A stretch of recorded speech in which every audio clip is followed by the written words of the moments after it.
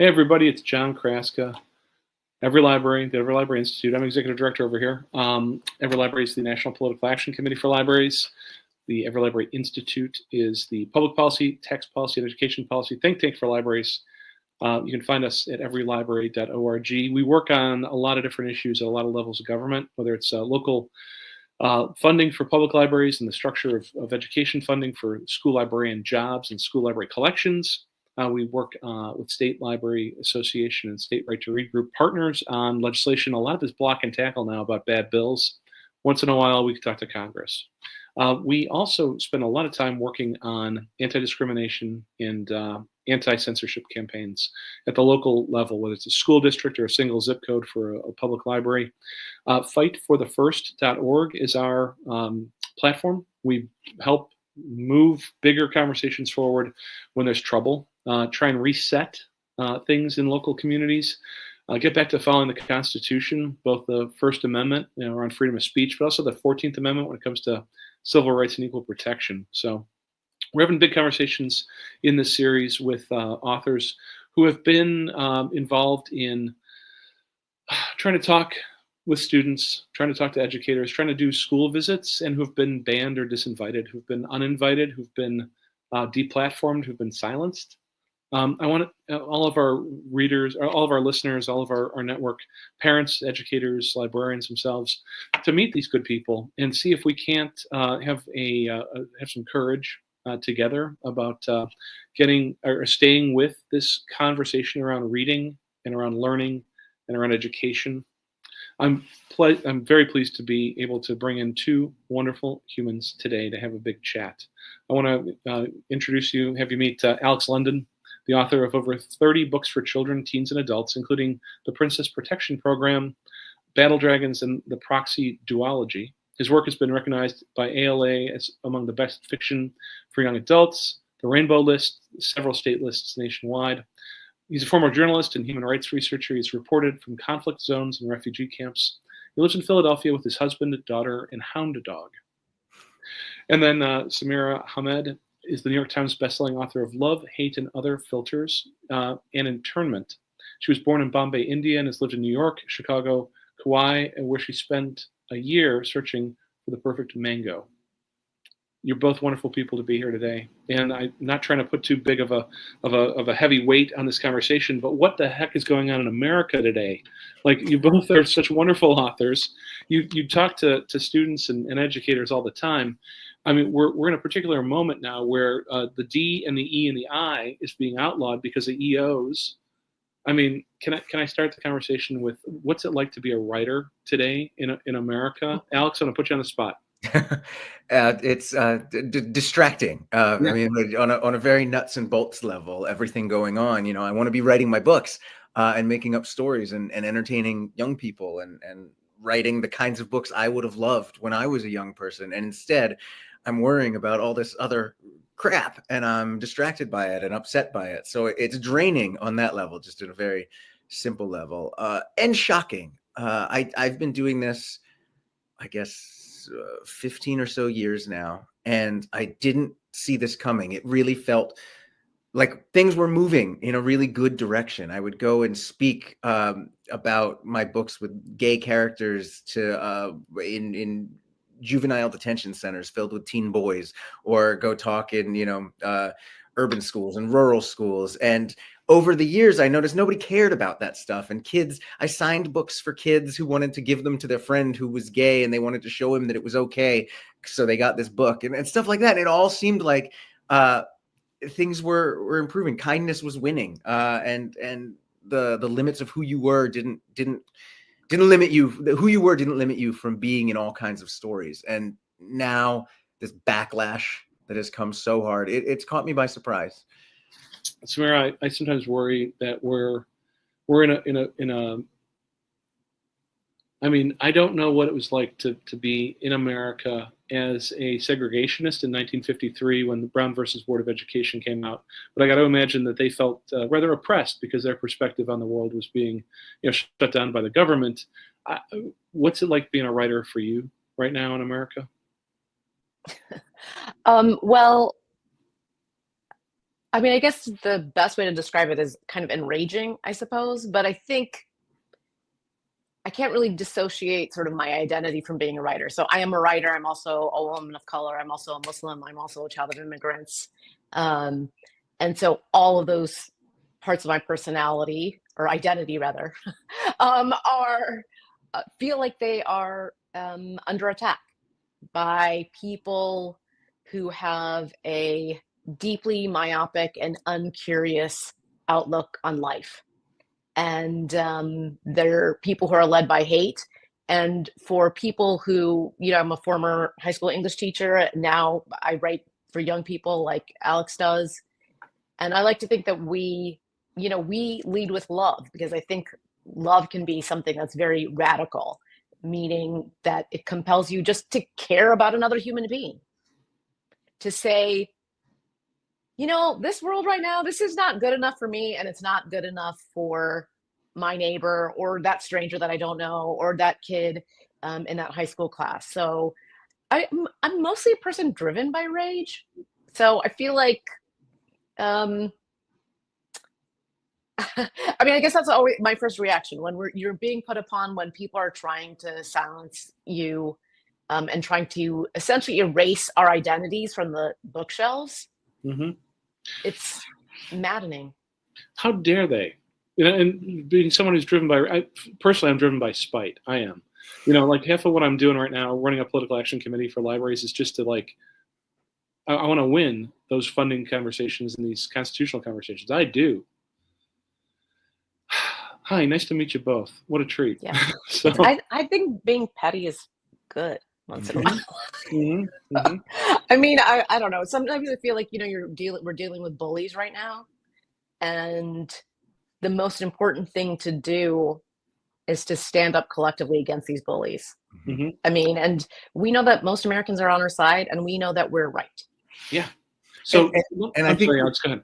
And I think we're going to win, and we can win because there are more of us, and right. We have to win because there are kids who need us to. It's not just our identities being erased. It's so many futures and possibilities that they're just attacking and trying to erase. My most attacked book right now, weirdly, it's this Battle Dragons series where there are kids flying around on dragons, and there's a non-binary best friend character. And that has gotten me more hate mail and more rage than anything I've done in my entire career. I've written books about war. I've written books where third graders read about an IED exploding. Never get objections to that. Mm-hmm. But this, mm-hmm. and the letters I get from these parents are always the same. And it's always, we don't believe in that in our house. Sometimes we don't believe in pronouns, which is, how do you communicate? But what really upsets me about that is what they're really saying is, I don't want to talk about it. I don't have your values. Fine, whatever. I think they're terrible, but whatever. Have those. Mm-hmm. Those are your beliefs. Mm-hmm. So engage with your kid. Don't erase the book. Don't throw it in the trash. Talk to your kid about it. Tell them what your family's values are. Mm-hmm. But they don't want to have that uncomfortable conversation. We are so much more comfortable with violence than sex and sexuality in this country. Yeah. Absolutely. So do you both see yourselves in one way, shape, or form, perhaps, as YA activists? I mean, I think of myself as an activist as just by being a human being who mm-hmm. thinks that there should be, some equality and justice in the world, and that everyone should be free, and that as adults, our most important moral and ethical obligation is to protect all children. Mm-hmm. And any adult who doesn't think that's what we should be doing is, I'm trying to think of how to phrase it in a way that's not, I mean, I think that they need to rethink who they are as human beings if they think that every child doesn't deserve our protection and deserve to be seen and deserve to be loved. Yeah.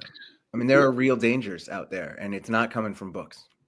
Yeah, that's one of the more interesting things to me is thank you for bringing that up, because I've been thinking a lot about where there was a survey about a year and a half ago that Common Sense Media, that group, did, it was American teenagers. The question that they asked in the survey, it was a statistically significant sample of American teenagers. The question they asked was, where do you get your pornography? And 0% of them said out of books at the library or school library. 0%. The rest of them was this, you know? Yeah.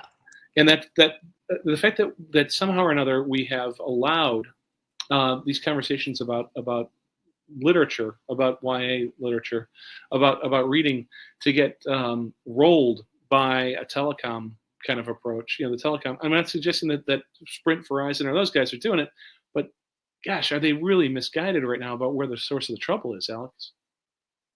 Yeah, I mean, no, I was a librarian briefly, and I did not get into that business to give kids porn. And no librarian is doing that. No one's ordering it for their collection. Yeah, there might be books that have some racy parts in them. There might be books that are garbage, that aren't very good. But there are no books. There's some bad books out there, some just poorly done books. Yes. Yeah. But nobody is sitting there writing a book just to like hurt children. That is not a thing that happens. And no educator gets into that business to hurt children. That's not a thing that happens. So let's talk about going to schools. I'm not an educator. I don't pretend to be an educator. I'm not particularly, I mean, you don't put me up in front of a group of kids. You know, it's not my thing. But who do you like visiting with? Like what you know, a group of students, educators, school librarians. I mean, let me ask you both individually. Alex, you go first. I mean, who's your audience? Oh, I do. I mean, I love school visits, and I've done everything from picture books to young adults. So I talk to everyone from kindergartners to you know, college students. My favorite, though, I got to say, I think is middle schoolers. I think it's really fun, and you can talk about real stuff. You can dig in, engage with complex ideas, but they're still really kids, and they still want to engage in that level and kind of want your approval, even when they think they're too cool for it. And it can be just really fun to explore these ideas with them and giggle and get deep. And I love it. And you haven't lost them yet at that point. I don't believe there's such a thing as there's some jerks, but they're not monsters. And they're dummies, but they're not bullies. Exactly. And so if you can get these empathy building machines, that's what books are really, into their hands and get them engaging, they'll engage, they'll do it fully. And I think that's really exciting to be part of that journey with them, in partnership with their teachers, with their communities, with their parents. We're all talking to each other through our books, through our visits. And I always honored when a school or a community chooses to include me in that. And that's real cool. I don't take it for granted. Samira, who's your audience in that K-12 or that higher ed even environment? I mean, I love going into high schools. I taught mostly juniors and seniors. So I love that age group. I know some people are like, no, not teenagers, but I think teenagers are incredibly insightful, smart, you know, people who understand the world much better than adults give them credit for. They understand what is awaiting them. They understand all the ways in which adults have messed up. They understand all the times that adults make really bad decisions and impose the consequences on them. And I find young people really inspiring in that way, because they ask smart questions and they also push back. I mean, I think a lot of my books, I mean, really all of my books, one of the important through lines is the simple idea that you should use your power and privilege for a purpose. And I think young people have very powerful voices. And what I hope in my school visits I can do is talk to young people and work with them on how to find their voices, how to lift each other's voices, how to use their voices to make statements and to make change in society. And I always end up having really great discussions with young people. Is there a kid who's sleeping in the back? 100%, yes. But you know what? They're teenagers. That kid probably just didn't get enough sleep the night before. So, I mean, that's okay too. I just think, look, throughout history, we've seen teenagers who have found their courage, who have stood up and have fought back against oppression. Like it was literally just the anniversary of the execution of Sophie Scholl, one of the members of the White Rose, who was 21 at the time of her execution. And the thing that she said that is inspiring to me and I've literally quoted her in my books, when she and her brother and friends were fighting against the Nazis in Germany was, well, somebody had to make a start of it, and it might as well be us. Wow. Yeah. And I think Yeah. that's why I love talking to teenagers and young people. Yeah. They do that. Let me. I'm sorry, Alex. Go ahead. Or just, I write, a lot of sci-fi and fantasy stuff, Mhm. action, adventure, danger, and all of that. And I always like to say, when I talk about the young people, teenagers especially, people like Sophie Scholl, people like Greta Thunberg, kids I met when I was a journalist, child soldiers who had escaped and who had done terrible things in their lives and were now trying to rebuild their communities.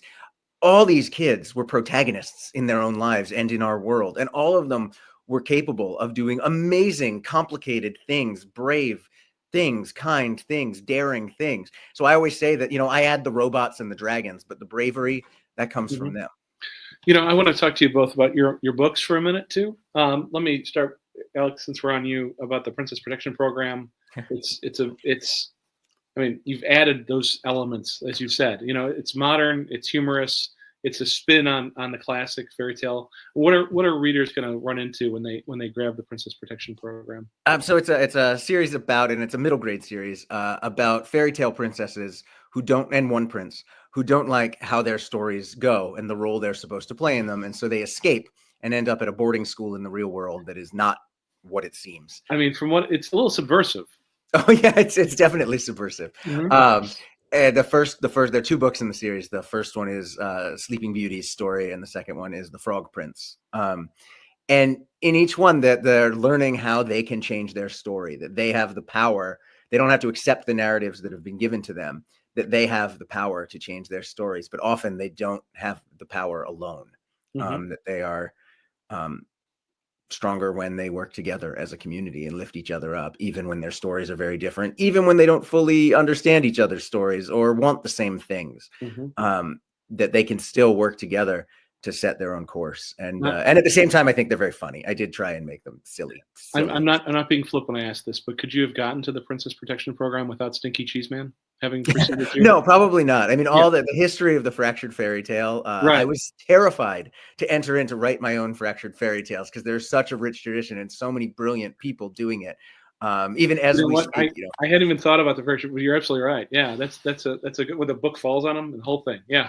Yeah. And then you've got people like Jen Kalanita, Adam Gidwitz, just out there reinventing these stories, and it's so it's terrifying to play in their sandbox. But being on an ALA Best Fiction for Young Adults list, being on other reading lists and that kind of stuff, the chance to be able to bring your stories, as an award winner to these schools.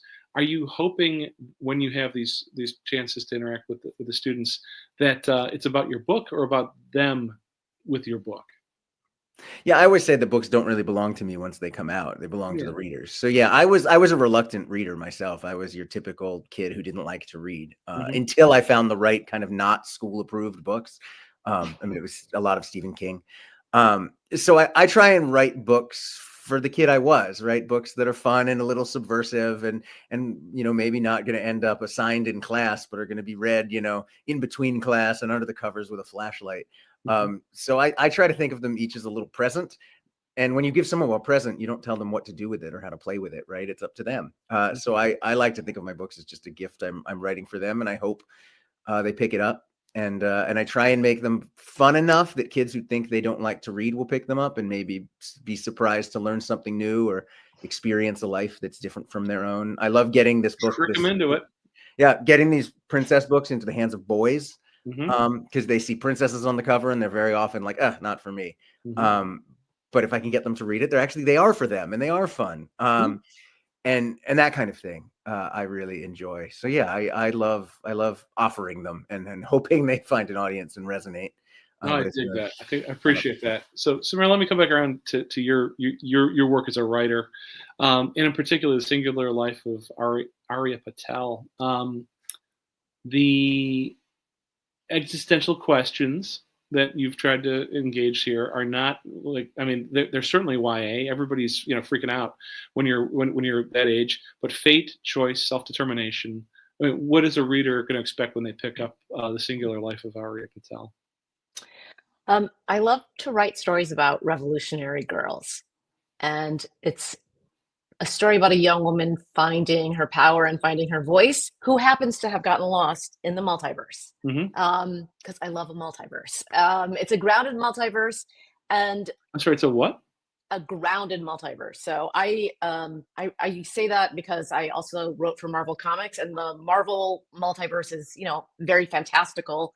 This is just like our regular world, and then oops, a portal opens, and then you shift into another world which kind of looks like ours but isn't exactly the same. Hmm. And so she's falling through the multiverse, not able to control it at all, and then she gets stuck in one world that's very similar to her own. And she's asking herself the question of how she wants to get back to her real mother, but in this world her father, who has died in her, her real world, is actually alive. Yeah. And so it's a story that asks questions about what it means to grieve, and how grieving, when we grieve, it's almost like we live in another time. And what it means to live in the best of all possible worlds, that Candide question, and what it means to find a family, to make really hard decisions, and what it means to sometimes have to sacrifice things that you love for things to be right. So it's a That's very interesting. journey. No, absolutely. The traveling through the multiverse, the traveling through space time, as it were. I mean, you're a traveler. You're well traveled, from what I understand. And the idea that you've lived in a lot of different places. How much does that influence this conversation around discovery and identity and belonging? Hmm.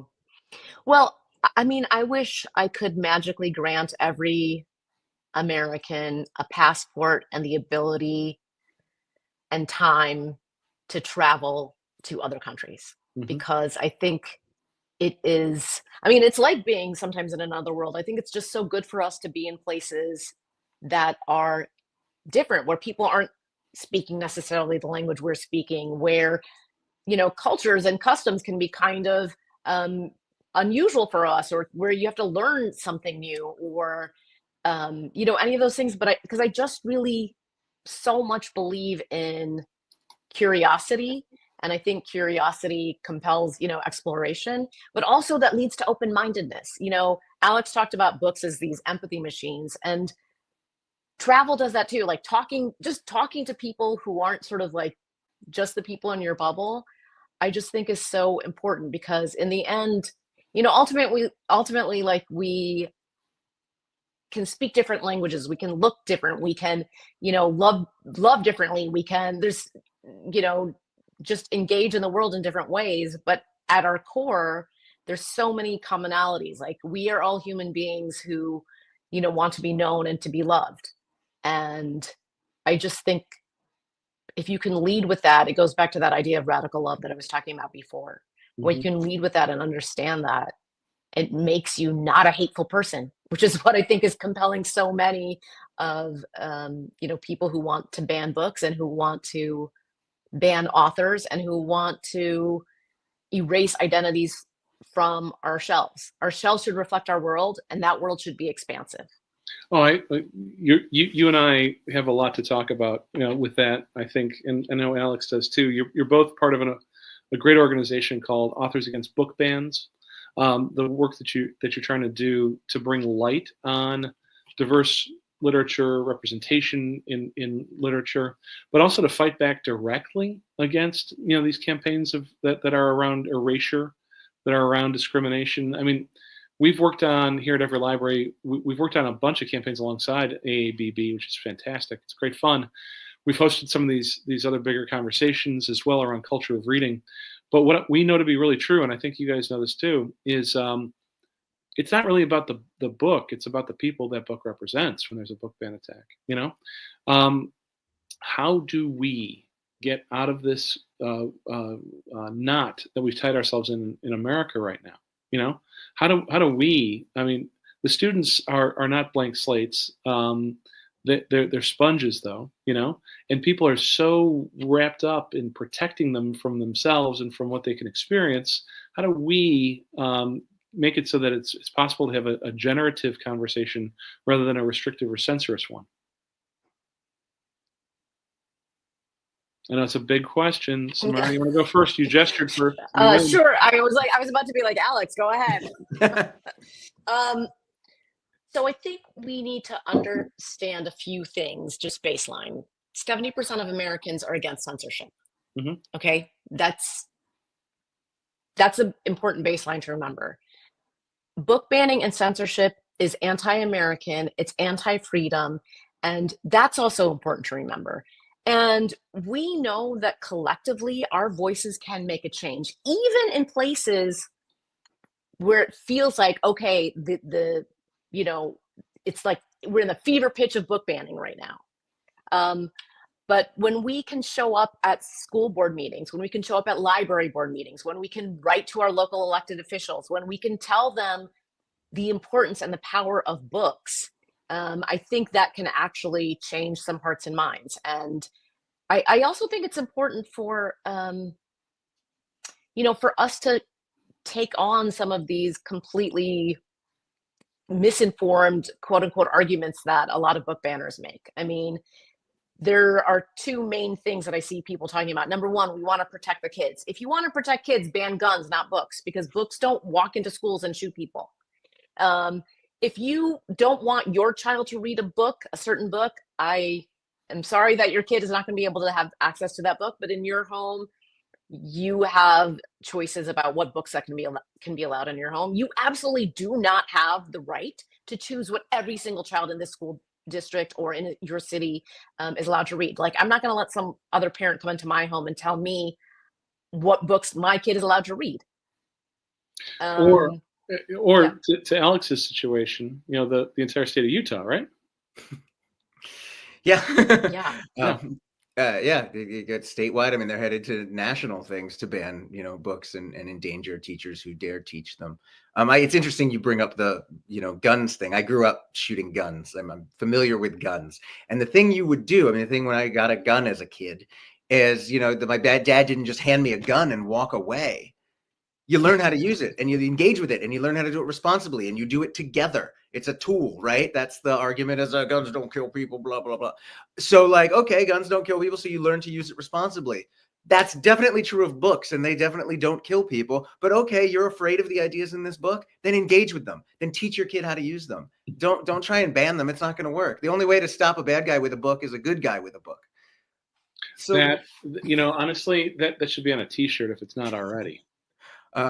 So yeah, I really believe we just need to keep engaging and find ways. I think every library has probably had success with this. I know a lot of places have had success when they empower the students themselves to speak at school board meetings, when the adults figure out how to uplift the student voices and show these are not outsiders coming into your community to undermine your values. These values are here and they are freedom, they are inclusiveness, they are kindness. Those are American values and your kids already have them. And we're going to let them speak and tell these politicians what real American values are. And so I think letting the young people speak for themselves and giving them the tools to do so is one of the most valuable ways we can push back against I was at a school board meeting in Michigan where Hellfires and Internment, two of my books, were being pulled from shelves. The school board wanted to pull them from shelves, and the librarian and English teacher there asked me and a couple other authors to come to speak.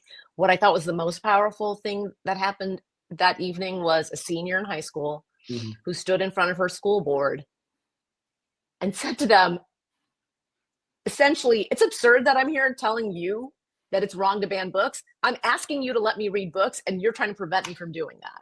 And, she essentially shamed them, which I 100% advocate to do.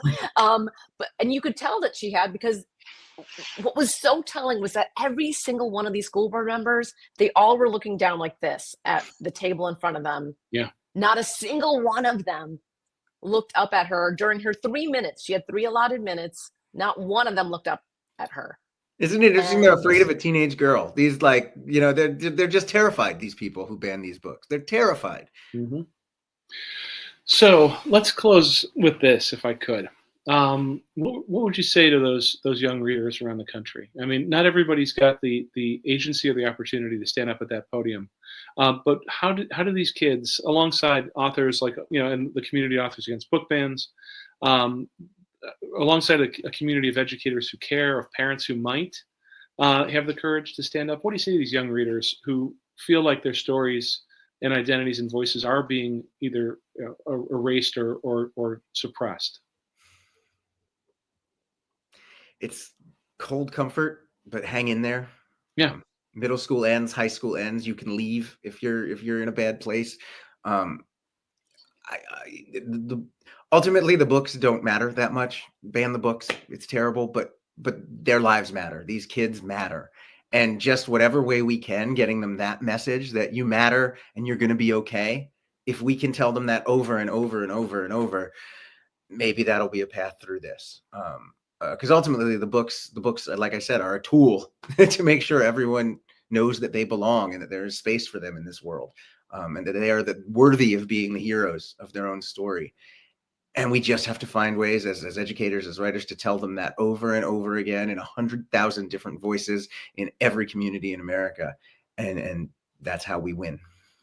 I think that comment about the heroes of their own story could be on a T-shirt too. I like that. I'm going to start a T-shirt company. I know. I think you should. The cottage industry ready to go. Absolutely. No, I mean, I'm listening. So, Samira, what do you think for those readers?